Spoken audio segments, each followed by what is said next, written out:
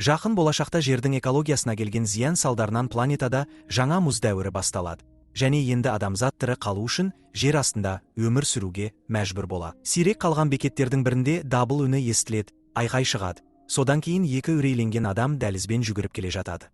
Олардың артынан қауіпті бірдеңе қуып келеді. Олар есікке жеткенімен өкінішке орай ол құлыптаулы болады және қуғыншы екеуін өлтіреді. Осы уақытта басқа бір бекетте Сэм сыртта спутниктік антенналарды жөндеп жүреді. Сол кезде бірнеше адамның сыртқа шыққанын байқайды. Ауырып қалған жігітке тағы бір күнге қалуға рұқсат сұрайды. Бірақ Мейсон олар оған жеткілікті ресурстар жұмсалды деп санайды және оны атып тастауға дайындалады. Жігіттің жаяу кетуге мүмкіндік беріңіздер деген өтінішін елемей. Сэм араласып, науқастарға қарда ұзақ серуен не оқ арасында таңдау құқығы берілетінін еске салады. Бұл ереже сақталуы керек дейді. Бірақ Мейсон оны тыңдамай, біздің аман қалуымыз үшін деп жігітті атып тастайды. Сэм ішке оралғанда белгілі болады, аман қалған аз ғана адам тар кеңістікте шектеулі ресурспен өмір сүріп жатыр. Сондықтан олар кәдімгі тұмаудан да қорқады. Соңғы рет тұмау жұққанда бір апта ішінде 20 адам қайтыс болған. Сол кезде олардың басшысы Брикс жаңа ереже енгізген: біреу ауырса, карантинге жабылады. Егер жазылып кетпесе, қарда ұзақ серуен не оқты таңдайды. Бұл бекеттегі адамдар бір-біріне көмектесіп, өсімдіктер өсіруге барын салып жүр. Бірақ бастапқыдағы жүздеген адамнан қазір санаулы ғана қалған. Жыл сайын азық-түлік азайып бара. Жылы ауа райы бар, жұмақ орын туралы қауесет бар. Бірақ Сэм оған сенбейді. Сэм Брикске барып, Мейсонның ережені бұзғанын айтады. Брикс бұған риза емес, бірақ одан да маңызды жағдай бар екенін айтады. Олар байланыс бөлмесіне барады. Онда Купер оларға 5-ші колониядан қайталанатын SOS сигналы келгенін, бірақ ешкім жауап бермей жатқанын хабарлайды. Брикс жарты сағаттан кейін төтенше жиналыс болатынын айтады. Ал Сэм мал шаруашылығына жауапты Викторға барады. Өкінішке орай, онда да жаман жаңалық бар: соңғы туған қояндар өлі туған. Ал қалған 12 қоянның ішінде тек бір аналық бар. Бірақ басқа қояндар онымен жұптасудан бас тартады. Осы уақытта Брикс Мейсонға барып, оны жасаған ісі үшін сөгіп, алайда Мейсон бұл шешімін қорғайды. Жаяу кететіндер кейін қайтып келіп, азығымызды алып кетеді дейді. Кейін Сэм өз сүйіктісі Кайға барады. Кай оған қояндарға арналған жем береді және өзінің жұмысын айтады. Ол ауа райын өзгертетін технология бар деп ойлайды. Бірақ ол мұздың астында көмулі, сондықтан ол үмітін үзбей, радармен іздеуді жалғастыра берме. Көп ұзамай тірі қалғандар жиналысқа жиналады. Декстер әйелі жөтеліп қалмас үшін ескерту жасайды. Сэм қасынан өтіп бара жатып, олардың жағдайы нашар екенін байқайды да бөлмеге баруын айтады. Бірақ Декстер бәрі жақсы дейді. Сол кезде Брикс кіріп, 5-ші колониямен жағдайды айтып береді және оларды тексеруге өзі бастаған топпен бармақ ниетін білдіреді. Мейсон қарсы шығып, қазіргі ауыр кезеңде адамдар мен ресурстарды босқа жұмсауға болмайтынын айтады. Бірақ оны ешкім тыңдамайды. Содан кейін Брикс Декстерді топқа қосылуға шақырады. Бірақ оны құтқару үшін Сэм орнына өзі баратынын айтады.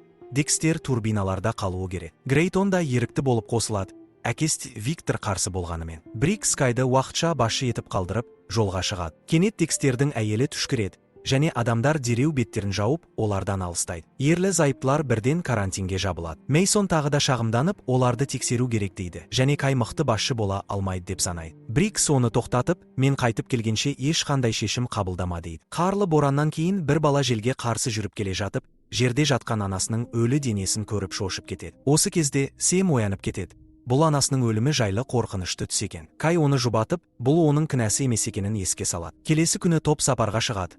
Қалың қар мен қатты желге қарсы ұзақ жүруге мәжбүр. Бір тастанды қаладан өтіп, ескі ауа райын өзгертетін құрылғыны табады, бірақ ол істемейді. Біраздан соң олар көпірге жетіп, оны абайлап кесіп өтеді. Көпір ескі болғандықтан жүріп өту қиын. Бір сәтте көпірдің бір бөлігі Сэмнің аяғының астында үгіліп кетеді. Бірақ ол дер кезінде шегініп үлгереді. Көпірдің ар жағында олар көлікпен оның жанында жатқан өлі адамды көреді. Қолында мылтық бар. Жақындап қараса, көліктің ішінде оның отбасы да өлі жатыр. Ер адам оларды өлтіріп, кейін өзін атып тастағанын түсінеді. Қармен ұзақ жүрген соң, олар апатқа ұшыраған тікұшақты тауып, оны түнге паналайды. Грейтон тікұшақты алғаш рет көріп, таңғалады. Брикс бекетке байланысқа шығады. Купер Декстер мен әйелінің жағдайы нашарлап жатқанын хабарлайды. Мейсон оларды тексеруді талап етуде. Сондықтан Брикс егер Мейсон шектен шықса, Куперге күш қолдануға рұқсат береді. Кейін Грейтон бір жалаңаш журнал тауып алады, ал басқалар оны мазақ етеді. Брикс бұл жер Сэмді тапқан жерге жақын екенін айтады. Сэм өз тарихын айтып береді. Бала кезінде оның отбасы мен басқа тірі қалғандар шахтада жасырынып жатқан. Азық таусылып, ит пен жылқыларды жеп болғаннан кейін әкесі мен басқа ер адамдар көмек іздеп қалаға кеткен. бірақ қайтып оралмаған. Қалғандары өле бастады. Сэм анасы мен қарындасын қауіпсіз жерге апармақ болады. Бірақ қарлы боран басталып, олар бөлініп кетеді. Содан бері оларды көрмеген. Егер Брикс оны таппағанда, өзі де тірі қалмас еді. Келесі күні олар ақыры 5-ші колонияға жетеді. Кіреберісте қан іздерін көріп, таңғалады. Ішке кірген соң түтін иісін сезеді. Баспалдақпен төмен түсіп, одан да көп қан көреді.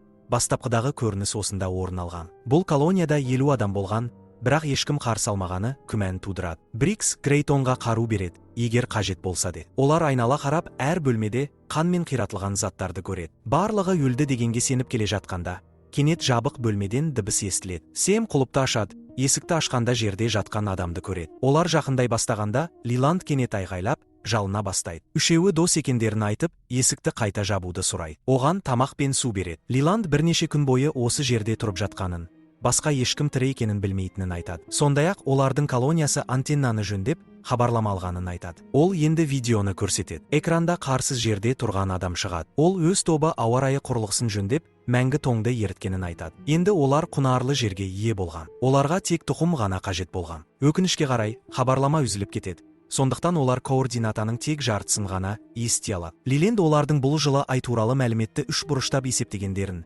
және ол жаққа бір топ адам жібергендерін айтады. Бірақ олар ештеңе таба алмаған. Керісінше, қауіпті бір нәрсе оларды тауып алып, олардың артынан колонияға еріп келген. Сам Лиландтен картасына шамамен орналасқан орынды белгілеуін сұрайды. Содан кейін Брикс оны өздерімен бірге апармақшы болады. Алайда Лиланд бөлмеден шығуға қорқатынын айтып, өзі шулар шығармағанын мойындайды. Үшеуі барынша керек жарақты жинап алып, колониялармен байланыс орнатуға тырысады. Бірақ нәтиже болмайды. Сосын олар Лиландты тартып шығарайық десе, оғаш дыбыстар естіледі. Лиланд қатты қорқып, қайтадан бөлмесіне жүгіріп кіріп, есікті іштен құлыптап тастайды. Үшеуі онсыз әрі қарай кетеді. Ал неғұрлым тереңге барған сайын есіктер қағылып, айғайлар естіліп тұрады. Ақыры олар алау жарығы түсіп тұрған жерге келіп, үрейлі көрініске куә болады. Колония тұрғындарының өлі денелерінің арасында бір адам мәйітті турап жатыр, ал басқалар адам етін жеп отыр. Кенеттен қасапшы олардың иісін сезіп, шабуыл жасауға ұмтылады.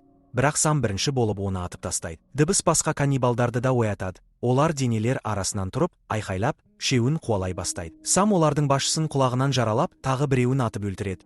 Бірақ жаулар тым көп болғандықтан, Брикс оларға қарсы динамит лақтырып, жолды бөгемек болады. Брикс топтан бөлініп қалады, бірақ каннибалдар оны қоршап алып, шабуылдайды. Сам мен Брикс оларды біртіндеп өлтіріп, соңында тірі ешкім қалмайды. Алайда Грейтонды тексергенде, ол қаза тапқан болып шығады. Қайғыруға уақыт жоқ, Сам мен Брикс әрі қарай жүгіруге мәжбүр. Олар баспалдаққа көтерілгенде, Сам тағы бір каннибалды атып өлтіреді, ал Брикс баспалдақты сындырып, жаулардың ізіне түсуіне жол бермейді. Бірақ сол жерде тағы бір каннибал шыға келеді. Онымен Брикс ұзақ күресіп, ақыры атып өлтіреді. Қалған каннибалдар келіп жеткенде, Брикс кіреберісті динамитпен жарып жібереді. Сол арқылы колонияны толықтай көміп тастайды. Кейін олар апатқа ұшыраған тікұшаққа қайта оралып, түнді сонда өткізеді, өйткені сырттағы температура тым төмен. Олар каннибалдар туралы әңгіме қозғайды, және Брикс армиядағы кезін еске алады. Бір стадионда 20 000 адам жиналып, бастарда көмек көрсетілген. Бірақ тамақ таусылғанда, қаруы бар адамдар қаруы жоқтардан тартып ала бастайды. Ақыры, жоғарыда отырған басшылар, кім өмір сүреді, кім өледі деген шешім қабылдауға көшкен. Сол шелтерден Брикс пен Мейсон бірге қашып кеткен болатын, олар мұндай жағдай ешқашан қайталанбайтын орын іздеді. Келесі күні таңертең, екеуі өз іздермен келе жатқан каннибалдарды байқап қалады. Сам олардың артынан колонияға жететінен қорқады. Бірақ Брикстің жоспары бар. Олар көпірмен жүгіріп өтіп, бір үлкен бос орынды секіріп өтеді. Сосын сол жерге динамит қойып, сынған белгілердің артына жасырынады. Алайда жел фитилді өшіріп тастайды. Сондықтан Сам оны қайта тұтатуға ниет білдірсе де, Брикс оны итеріп өзі бара. Жел кедергі келтірсе де, Брикс барынша тырысады. Бірнеше каннибал секіріп өтіп, құлап кетеді. Ақыры Брикс динамитті жағып үлгереді. Сосын каннибалдарды әдейі өзіне тарту үшін ұрыс бастайды. Динамит жарылып, көпірдің ортасын қиратады, және Брикстің өзінде қазаға ұшыратады. Сам тірі қалған бірнеше каннибалдың, әсіресе басшысының арғы беттен өзіне тесіле қарап тұрғанын көреді, тағы қаша бастайды. Сол уақытта форпостта Мейсон Декстер мен оның әйелін далаға сүйреп шығарып, олардың кешірім сұрауларына құлақ аспайды. Мейсон әйелін атып тастайды, ал Декстерге де дәл солай істемек болғанда, қайшығып, егер ол тоқтамаса, атып тастайтынын айтып қарумен қорқытады. Осы сәтте олардың арасында колонияны кім басқаруы керек екені жайлы үлкен дау шығады. Бірақ дәл сол сәтте Сам сырттан көмек сұрап айғайлайды. Декстер бұл алаңдаушылықты пайдаланып қашып кетеді. Кай Самға қарай жүгіреді де, оны суықтан естен танып қалған күйінде табады. Мейсон екеуіне жақындап келіп, Кайды ұрып құлатады. Бірнеше сағат өткен соң Сам көзін ашады, ол қазір форпост ішінде. Бірақ қолдары кісендеулі. Ол Викторға ұлының қайтыс болғанын айтуға мәжбүр болады. Кенеттен Мейсон кіріп келіп, Самды қолбасшылық ауысты деп кісенмен төсекте бекітеді. Ол енді барлық тамақ жартылай беріледі, сырқат белгілері барлар дереу тексеріледі, ал жұмыс істемегендерге тамақ жоқ деп бұйрық береді. Сам басынан өткен жайттардың бәрін айтып, каннибалдар келе жатқанын ескертеді. Және хабарламадағы жылы орынды көрсетуге тырысады. Алайда Мейсон оған сенбей, барлығын ертіп бөлмеден шығып кетеді. Ол кеткеннен кейін бір кішкентай бала Самға жасырын түрде кісен кілтін беріп кетеді. Сам босап шығып Кайды іздейді. Және оны басқа бөлмеде байлаулы күйде табады. Ол Кайды тез босатып, оның компьютерін пайдаланып, жылы орынды табуға тырысады. Бастапқыда ештеңе көрінбейді. Бірақ біраз іздеген соң радар ақыры жылы аймақты табады. Бұл шын мәнінде еріп жатқан жердің бар екенін дәлелдейді. Сам мен Кай барынша көп тұқым жинап, басқаларға айтуға жүгіріп шығады. Бірақ жолдарын Мейсон мен оның адамдары кесіп өтеді. Мейсон әлі де өз билігін жүргізгісі келеді. Кенеттен сырттан қатты тарсыл естіледі. Олар қауіпсіздік камераларына қарап, каннибалдардың есіктерді сындырып жатқанын көреді. Олардың басшысы Декстердің басын көтеріп, қорқытып көрсетіп, сосын камераны сындырып тастайды. Енді ғана Мейсон Самға сеніп, дереу әрекетке көшеді. Кімнің қолында қару ұстай алса, бәріне қару беріледі. Қалғандары қауіпсіз қоймаға жасырылуы керек. Купер тұрғындарды қоймаға бастап барады, және есікті күзетіп қалады. Ал қарулы топ есіктің ашылуын күтеді. Бір сәтке жарық сөніп қалады, кейін қайта жанған соң, есік ашылады, бірақ ешкім кірмейді. Сол сәтте шу іштен естіледі, және кенеттен бір каннибал вентиляциядан секіріп шығып, тура Купердің алдына түседі. Купер өзін қорғауға тырысады, бірақ каннибал оны қағып ұшырып, қоймаға қарай жүгіреді. Алайда тұрғындар есікті дер кезінде жауып үлгереді де, оны ішке кіргізбей қояды. Басқа бір дәлізде, бір кішкентай қыз пана іздеп жүргенде, оған каннибал тап береді де, оны өлтіреді. Топ каннибалдардың вентиляция арқылы кіріп кеткенін тым кеш түсінеді, олар енді іште. Қатты шайқас басталады, екі тарапты адамдарынан айырылады. Каннибалдарды өлтіре бергенмен, тағы да жаңа жаулар келе береді. Сам мен Кай қашуға мәжбүр болады, ал Виктор енді қашқысы келмейді. Ол басшымен бетпе-бет келіп шайқасады. Виктор бар күшін салып күрескенімен, басшы оны өлтіреді. Бұл кезде жараланған Мейсон басқа бір қауіпсіз бөлмеге жетеді. Онда әлі қоймаға кіріп үлгермеген бірнеше адам жасырынған. Мейсон есікті Сам мен Кай кіріп үлгермей тұрып жауып тастайды. Каннибал жақындап келеді. Сонда бір тұрғын Мейсонды ұрып құлатып, Сам мен Кайды ішке кіргізеді. Алайда каннибал да кіріп үлгереді. Бірақ Кай дереу оны атып тастайды. Олар есікті жауып үлгереді. Бірақ каннибалдар сыртта жиналып, енді оны да бұзуға дайын. Жылдам ойланған Сам вентиляциялық жолды ашады да, бәрін сыртқа алып шығуға бұйырады. Мейсон қарсы болып, тысқа шықсаңдар, сүп өлесіңдер деп айтады. Бірақ ешкім оған құлақ аспайды. Сам кетер алдында оған қару тастап кетеді. Бірнеше секунд ішінде каннибалдар есікті бұзып кіреді. Мейсон газ баллонын атып жарып жібереді, үлкен жарылыс болады. Барлық каннибалдар қаза табады. Тек басшы ғана вентиляцияға секіріп үлгере. Ол Самды қуып жетіп, вентиляцияда жекпе-жек бастайды. Соққылардан вентиляция қирап, екеуі мал шаруашылығы бөлмесіне құлайды. Онда да шайқас жалғасады. Сам бар күшін салып заттарды лақтырады. Бірақ қарсыласы тым мықты. Каннибал оны жерге лақтырып, сүйретіп кетіп бара жатқанда, Сам жерде жатқан пышақты алып, оның аяғын жаралайды. Сосын Сам оны басып озып, бірнеше рет ұрып, ақыры ауыз тұсынан басын кесіп тастайды. Сыртқа шықпақ болғанда, ол дәліздің отқа оранғанын көреді. Бұл уақытта Каймен қалған аман қалғандар вентиляциядан шығып, өз үйлерінің жанып жатқанын көреді. Сол сәтте Сам да сыртқа шығады да, оларға хабарламадағы жылы орынды табу керек екенін айтады. Топ ақ қардың арасымен алға қарай жылжиды. Үмітпен жаңа ай табамыз деген сеніммен.